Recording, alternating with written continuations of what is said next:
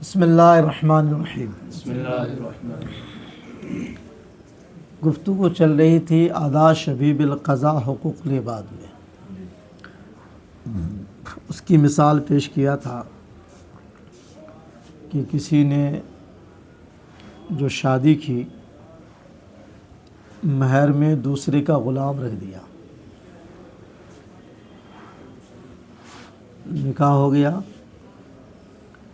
پھر وہ غلام خرید کے بیوی کے حوالے کیا مہر کی ادائیگی کے لیے، تو مہر ادا ہوگا نا یہ، اس لیے کہ جس غلام کو رکھا تھا وہی غلام دے رہا ہے، اس اعتبار سے ادا ہے۔ مگر قضا کے مشابہ ہیں بہی معنی کہ جس وقت نکاح کر رہا تھا اس وقت کسی اور کی ملکیت میں تھا، اور جب خریدا وہ تو اس کی ملکیت میں آیا، تو ملکیت کے بدلنے سے شیک میں تبدیلی حکماً مانی جاتی ہے۔ تو اس اعتبار سے دیکھے تو گویا کہ وہ نہیں کوئی دوسرا دے رہا، وہی غلام نہیں بلکہ دوسرا ہے، اس اعتبار سے قضا ہونا چاہیے۔ تو چونکہ حقیقت کے اعتبار سے قضا نہیں ہے وہ، تو ادا ہی کہے اور قضا کے مشابہ قرار دیا۔ اب مسئلہ یہ بنائیے کہ عورت اس غلام کو لینے سے اگر انکار کر دے، عورت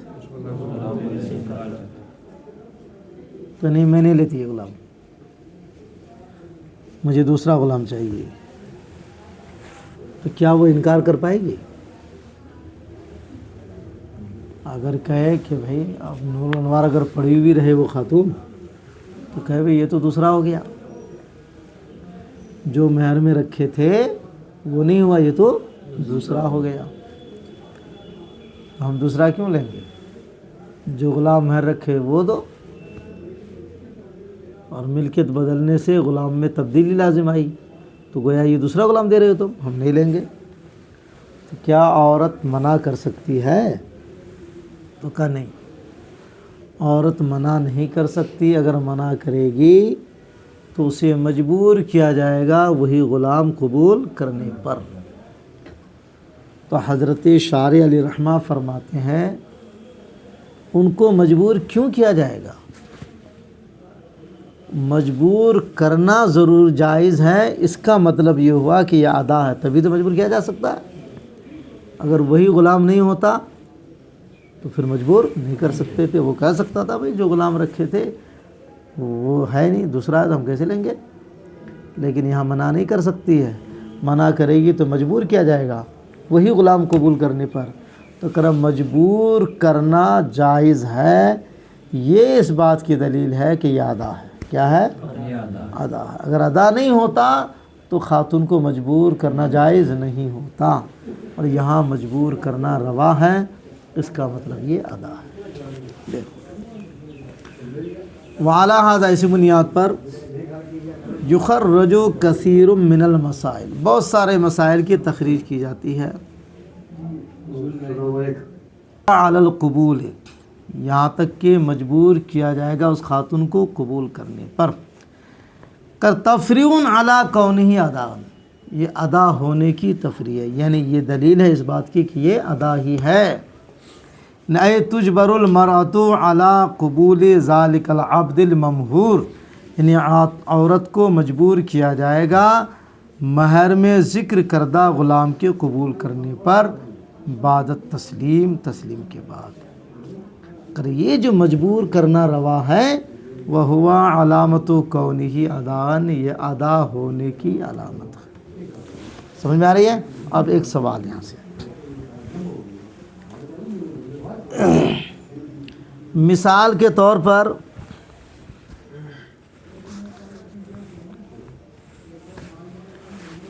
امجد نے اپنی بائک بیچ دیا خان صاحب کے پاس، آفتاب خان کے پاس، کیا بیچا؟ ناراض تو نہیں ہو رہے ہو؟ بیچ دیا، ابھی اس نے قبضہ نہیں کیا تھا، کون؟ آفتاب نے۔ اتنے میں شاہ فراز آ کے کہہ رہا یہ بائک میری ہے. کیا کہہ رہا؟ اور وہ بائک واقع شاہ فراز کی تھی. کس کی تھی؟ اب امجد نے بھیج دیا تھا آفتاب کے پاس. امجد نے پھر شاہ فراز سے خرید لیا. کیا کر لیا؟ کیونکہ اس کے پاس بیچا ہے وہ. تو امجد نے شاہ فراز سے خرید لیا جتنے میں خریدے ہو. بیچا 50 میں، اس سے 40 ہی میں لے لیا وہ. تو اب امجد خریدنے کے بعد آفتاب کو کہہ رہا لے جاؤ بائک. کیا کہہ رہا؟ پیسہ لاؤ بائک لے جاؤ. آفتاب کہہ رہا میں نہیں لیتا ہوں. کیا کہہ رہا؟ کیوں؟ کہ یہ بائک دوسری ہے. یہ بائک کیسے دوسری ہوئی بھائی؟ جو بائک دیکھیے تو وہی تو ہے یہ. تو کہہ رہا نہیں مجھے مسئلہ معلوم ہے. یہ بائک شاہ فراز کی تھی، پھر تم خرید کے لیے ہو تو اس کی تھی تو الگ ہوئی، تم لیے تھے تو الگ ہو گئی. تو جو ہم نے خریدا تھا وہ ہوئی نہیں لیتا میں. تو یہاں آفتاب کو مجبور کیا جا سکتا ہے کہ نہیں؟ جس طرح اس عورت کو مجبور کیا جا رہا نا لینے پر. عورت کہہ رہی کہ نہیں بھی وہ تو اس کا تھا، وہ الگ تھا، تم جو خریدے ہو یہ الگ ہو گیا. تو جو ہم مہر میں بتایا گیا تھا وہ نہیں دے رہے ہو، نہیں لیتا. تو عورت کی بات نہیں سنی جائے گی، مجبور کیا جائے گا. آفتاب بھی یہاں وہی کہہ رہا ہے اسی عورت کی طرح. تو اس کو مجبور کیا جائے گا؟ تو ذرا یہاں مجبور نہیں کیا جائے گا. کیوں؟ اصل میں یہ ہے کہ امجد نے جب بائک بیچا تھا تو بائک تو اس کی نہیں تھی. بائک کس کی تھی؟ یہ بے فضولی ہوئی. کیا ہوئی؟ بے فضولی مالک کی اجازت پر موقوف رہتی ہے. مالک کی اجازت پر اگر یہ کہتا کہ ٹھیک ہے تو ہو جاتی بائک. انہوں نے منع کرنا تو بائک کینسل. اگر یہ اجازت دیتا تو بائک صحیح ہو جاتی جو اس نے بائک کی تھی. اگر اجازت دیتا تو، لیکن اس نے اجازت نہیں دی نا. اس نے امجد کے پاس بیچا تو امجد کے پاس یہ خود بے کر رہا ہے. اس کا مطلب اس بے کی اجازت تو جب اس نے مالک کی اجازت نہ دے بے فضولی میں تو وہ بے فضولی باطل ہو جاتی ہے. تو جب امجد نے شاہ فراز سے خریدا تو امجد نے جو اس کے پاس بیچا تھا وہ بے باطل ہو گئی. کیا ہو گئی؟ تو اب آفتاب مشتری رہا ہی نہیں. آفتاب تو اب آفتاب کو مجبور کریں گے کہ لینا ہی پڑے گا. کس بات پر؟ وہ تو مشتری رہا ہی نہیں. اب مشتری اس لیے یہاں مجبور ہے. وہ مسئلہ الگ ہے، یہ مسئلہ الگ ہے. سمجھ گئے؟ ہاں دیکھ وَهَذَا بَخِلَافٍ مَا إِذَا بَاعَ عَبْدًا. یہ اس کے برخلاف ہے جب کوئی غلام بھیج دے. میں نے بائک والی مثال دی چونکہ تم بائک والے ہو، آسانی سے مسئلہ سمجھ میں آئے گا. وَاسْتُحِقَّ الْعَبْدُ، اور غلام کسی کا مستحق ہو گیا. ثُمَّ اشْتَرَاهُ الْبَائِعُ مِنَ الْمُسْتَحِقِّ، پھر بائع نے مثلا امجد نے مستحق سے مثلا شاہ فراز سے خرید لیا. فحیث لا یجبر علی تسلیمہ الی المشتری، تو یہاں بائع کو مجبور نہیں کیا جائے گا مشتری کے حوالے کرنے پر.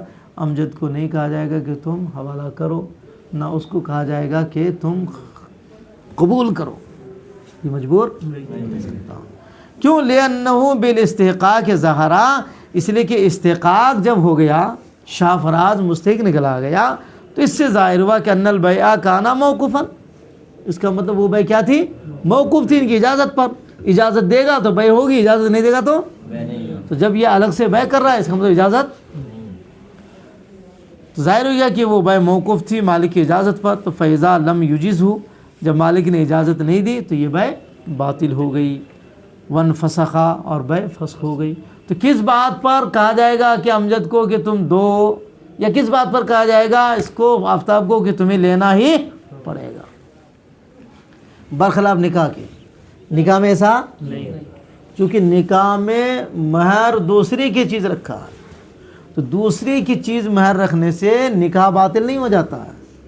ارے نکاح تو بغیر مہر کے بھی ہو جائے گا، مہر اگر منع بھی کر دے گا تو بھی ہو جائے گا، تو بھی نکاح یہ الگ بات ہے کہ ایسی صورت میں مہر مثل فکس ہو جائے گا، کیا ہو جائے گا، لیکن نکاح تو ہو جائے گا نا۔ لاکھ کہے میاں بیوی مل کے کہ کوئی مہر نہیں ہے تو بھی نکاح ہو جائے گا، اور ایسی صورت میں مہر مثل آٹومیٹکلی فکس ہو جائے گا، سمجھ گئے۔ لیکن بیع میں تو ایسا نہیں چلتا نا، ہاں، تو یہاں نکاح کا مسئلہ الگ ہے، بیع کا مسئلہ الگ ہے۔ برخلاف نکاح کے فَإِنَّهُ لَا يَنْفَسِخُ بِاسْتِحْقَاقِ الْمَہر، کہ مہر کا اگر کوئی دوسرا مستحق نکل آیا تو اس سے نکاح فسخ نہیں ہوتا ہے۔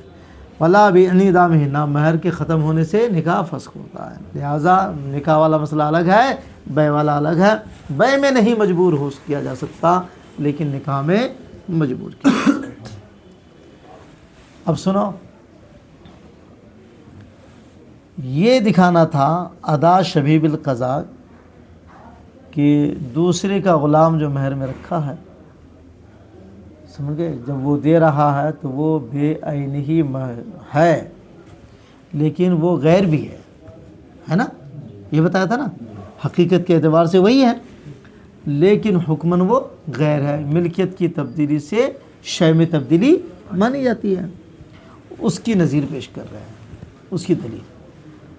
مثلا جس نے شادی کیا، غلام دوسرے کا دکھایا تھا مہر میں، دوسرے کا دکھایا تھا نا، تو اسی غلام کو خریدا، تو اس غلام کو تو مہر میں دکھایا تو مہر کے لیے ہو گیا وہ، اسی تو یہ سمجھ میں آ رہا نا۔ لیکن یہاں کیا کہنا چاہتے ہیں کہ اصل کے اعتبار سے تو وہی ہے لیکن حکم کے اعتبار سے یہ الگ ہے۔ الگ کیسے ہے یہ سمجھانا۔ شوہر نے وہ غلام اصل مالک سے خریدا جس کو مہر کے لیے رکھا تھا، وہ خریدنے کے بعد بیوی کو نہیں دے رہا مہر کے لیے، آزاد کر دے رہا، وہ کیا کر دے رہا، یہ آزادی ہوگی کہ نہیں ہوگی؟ اگر یہ غیر نہیں ہے، اگر یہ غیر تب تو آزادی نہیں ہوگی۔ اگر عین ہے، ملکیت کے بدلنے سے شے میں تبدیلی اگر نہیں ہوئی ہے، غیر نہیں ہے، تب تو پھر وہ تو مہر میں چلا گیا ہے، تو اس کو یہ کیسے بیچ سکتا ہے، اس کو یہ کیسے آزاد کر سکتا ہے؟ لیکن حکم یہ ہے کہ شوہر نے وہاں سے خریدنے کے بعد بیوی کو مہر میں دیا نہیں ہے ابھی اور آزاد کر رہا ہے تو آزادی ہو جائے گی، آزادی تو آزادی ہو رہی ہے۔ یہ اس بات کی دلیل ہے کہ یہ غلام وہی نہیں ہے، دوسرا ہے۔ یہ غلام اگر وہی ہوتا تو اس پر تو عورت کا حق ثابت ہو گیا ہوتا، اس کا مالک تو عورت ہو گئی ہوتی۔ اگر عورت مالک ہو گئی ہے تو شوہر کیسے یہ آزاد کر سکتا؟ لیکن شوہر آزاد کر رہا ہے تو آزادی ہو رہی ہے، اس کا مطلب یہ وہ تو ملکیت کی تبدیلی سے حکم میں تبدیلی، یہ شے میں تبدیلی آتی ہے۔ وَيَنْفَذُ عِتَاقُهُ، اور شوہر کا آزاد کرنا اس میں نافذ ہو جائے گا، دون عِتَاقِهَا، اور عورت آزاد کرے گی تو نافذ، ابھی عورت کو دیا نہیں ہے، شوہر خرید کے لایا، عورت کرے میں نے اس کو آزاد کیا، نہیں ہوگا، کیوں نہیں ہو رہا؟ اس کا مطلب یہ وہی نہیں ہے۔ اگر وہی ہوتا تو عورت کے آزاد کرنے سے آزاد ہوتا، مرد کے آزاد کرنے سے آزاد نہیں ہوتا۔ یہ تفریح ہے اس کے شبیہ بالقضاء ہونے کی، یعنی ینفذ عتاق الزوج، شوہر کا آزاد کرنا نافذ ہوگا اس کو، قبل تسلیمی المرأة، عورت کو دینے سے پہلے، بعد میں نہیں، بعد میں تو پھر عورت کا ہو گیا وہ۔ لأن المرأة لا تملکہ، اس لیے کہ عورت ابھی اس کا مالک نہیں بنا ہے، الا اذا سلم الیہا، مگر جب اس کو سونپ دے گا تب۔ تو فقبل التسلیم ہوا ملک الزوج، تسلیم سے پہلے شوہر کی ملکیت میں ہے، کس کے ہیں؟ ہاں، تو اگر وہی ہوتا تو شوہر کی ملکیت نہیں ہوتی، عورت کی ملکیت ہوتی، چونکہ مہر میں اس کو ذکر کر دیا تھا نا یہ۔ فکما انا قبل الشراء کانا ملک للغیر، جس طرح خریدنے سے پہلے اس دوسرے کی ملکیت تھی، سمجھ گئے؟ اور خریدنے کے بعد اب شوہر کی ملکیت ہے، جب دے دے گا تب عورت کی ملکیت ہوگی۔ تو وَلَمَّا كَانَتْ ذَاتُ الْعَبْدِ مَوْجُودَةً فِي كِلَا الْحَالَيْنِ، حالانکہ وہی غلام ہے دونوں صورت میں نا، اس کے پاس جو تھا وہی ادھر آ گیا، یہی ادھر جائے گا، سمجھ گئے۔ وَوَصْفُ الْمَمْلُوكِيَّةِ مُتَغَيِّرٌ فِيهِمَا، اور ملکیت والا وصف دونوں میں الگ الگ ہے، اس لیے اس کو کرایا جُعِلَ أَدَاءً شَبِيهًا بِالْقَضَاء، اس کو ادا شبیہ بالقضاء قرار دیا گیا۔